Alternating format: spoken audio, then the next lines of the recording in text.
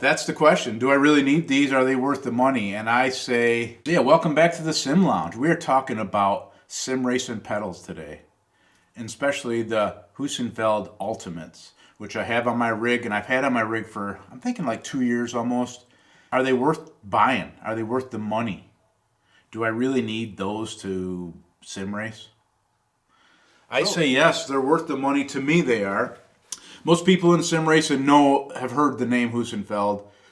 He's a awesome guy in the sim racing community. He did a lot with Automobilista One. He's created this company with these pedals, and they're good stuff. And they've always been top of the line, and I still think they are.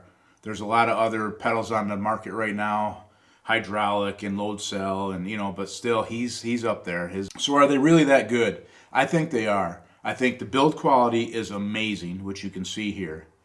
They're made out of high quality, materials, from the stainless to the rubbers, the hardware. Everything that you get with these is just it's top of the line. It's durable. It's going to last forever.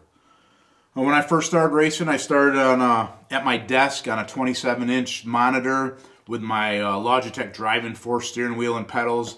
Had the pedals pushed against the wall so they wouldn't move, and I push on them.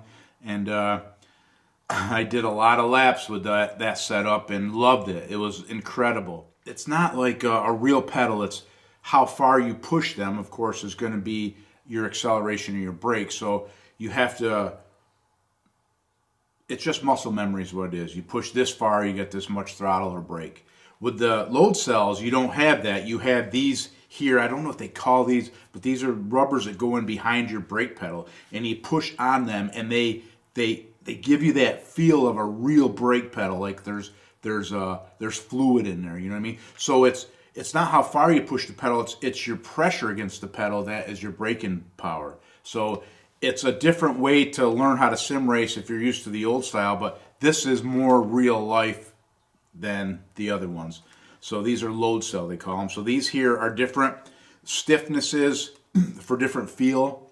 If you put a softer one first, you first push into it, it's going to go pretty quick, and then it gets to the harder one, then it'll stiffen up as you go. So it depends on what feel you want, what kind of racing you do. I do a lot of oval dirt track racing, so braking it's needed, but not as much as like road racing in a GT3 car or something. So my dream was, from my desk setup, was to build an 80/20 rig with the best of the best stuff at the time. So it took me quite a while to get to that point. I had a next level rig with a CSL Elite wheel and the V3 pedals. The V3 pedals were huge upgrade compared to the Logitechs. So I ran them for probably 4 years, I think, on my next level rig, which is an awesome rig. I love that. My dad has that now. And I had triple monitors on that. And the V3s, I bought the dampening kit. I bought the upgrade kit for it. But that helped them pedals out a lot. And they were great. They were really great. But still, I wanted a set of Heusinkvelds. And I went to a friend's house and was helping him with setting something up. And he had a set. And he had a set of the Sprints. So I got on his rig and I ran it. It's like, yeah, that's what I want. That's that feel. That's everything. Plus, he had the software that goes with it that you can adjust the curves and the curves of your throttle, your brake, and your clutch. Dirt racing, adjusting the curve on a slick track, that's pretty important. It's almost like traction control. It's almost cheating. Not really, but so you can set that curve to come in a little softer. And then once the car gets rolling, then you go full bore, and then you won't break your tires loose. So that was the thing too. It's like, man, I really like to get a set of them. Started my build, and I got an 80/20 rig, which you check out my rig review here. It's down below. And I got the DD1 wheel, and I got a set of Heusinkveld Ultimate Pedals. And at first I bought the accelerator, the gas, and the brake. I didn't buy the clutch. Well, about 2 months later, I bought the clutch because I just wanted everything. What a difference. What a difference from them to the V3s. The V3s were great, like I said. Don't get me, I'm not like stubbing my nose at them or anything. They're great. But this is what I wanted, and this is what I ended up being able to get. So I sold a camera of mine, and I sold my other rig and monitors and blah, blah, blah to be able to do this. It just wasn't out of pocket. I had to sell some stuff to get this. So ended up getting these, and you just open the box, and it's like Christmas morning. You know, you get these stainless steel laser cut pedals. They just look really cool.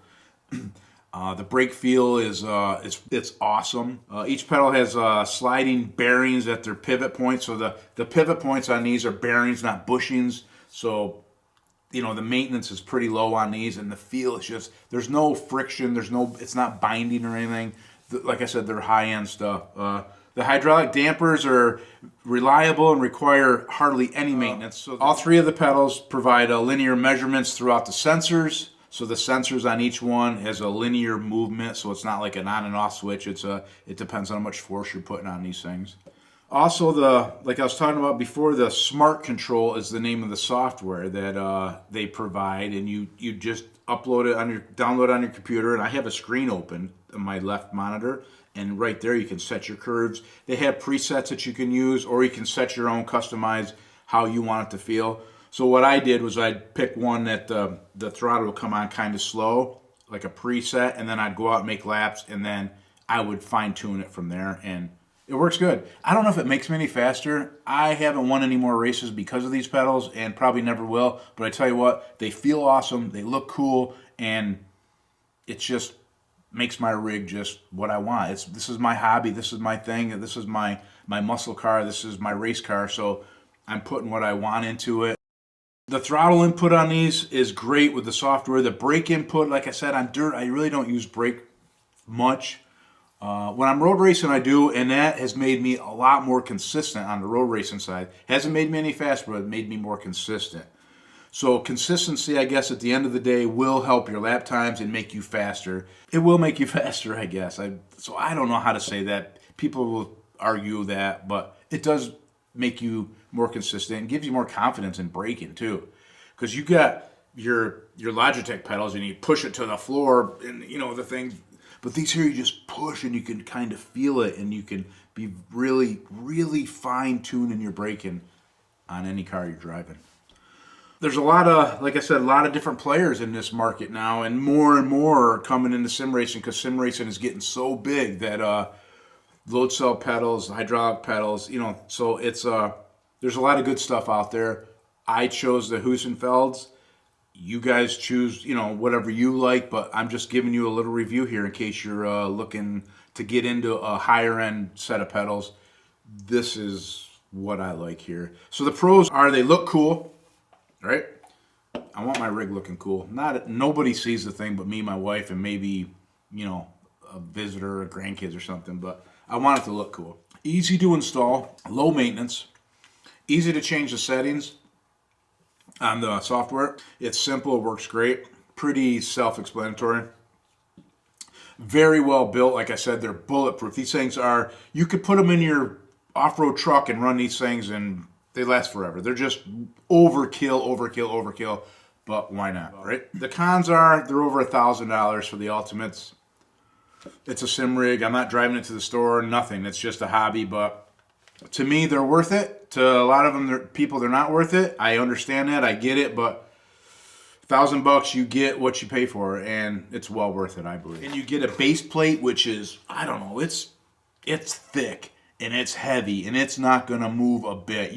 Because there's a lot of force you put on these pedals, and it doesn't move at all. My rig actually wanted to move, so I had to shim that up a little bit. The plate on my rig, it was a lot thinner than this base plate. So again, that's overkill, but man, they're awesome. It's really good, high quality stuff. So these pedals aren't needed for everybody to race. You can get your Logitech G29 wheel and pedals as a kit for $200 some, which I'm going to do a review on that because I have one of them upstairs. And that's a great, you can run that for years. Absolutely run it for years, have tons of fun, win more races than I do, whatever. If you're into buying and upgrading your pedals from whatever you have and you want a well-built, high-quality, bulletproof, with great service and a good reputation, the Heusinkvelds, no matter what, the Sprints, the Ultimates, and there's another one too, I highly suggest them. There'll be a link below to their website. Go there, check them out. They're well worth it. You will not be disappointed in these. I would buy them again for sure. All day, I'd buy them again tomorrow. If you're looking to upgrade, what are you guys looking into? Are you looking at hydraulics? Which I would love to try a set of hydraulics. I guess the feel on them is really good too. So there's hydraulics out there. Then there's your regular pedals. Then there's the load cells like these, which load cell, I think for me right now is good. Maybe someday I'll have to get a set of hydraulics. But again, I'm sure the hydraulics aren't going to make me any faster or any better. But probably look pretty cool with a master cylinder with some oil and, you know, like a real car. So we'll see where that goes. But right now, these are what's on my rig. They're bolted there. They're going to be there for a long time. And they work. I have them working with my Xbox 2 racing the World of Outlaw game. I had to buy a hub, which I plan on doing a short review on that to get you hooked up with your pedals or your wheels. So I get to run them on my rig. I get to play Xbox on my rig with these killer pedals. So what do you guys think? If you like this video, you like this content, give me a thumbs up and please subscribe and let people know about this. I got more reviews coming in the future. Like I said, I'm going to do the G29 wheel. I got a GT Omega foldable rig. It's like a wheel stand. Thank you guys for stopping by and supporting this channel, and hope to see you soon. Take care.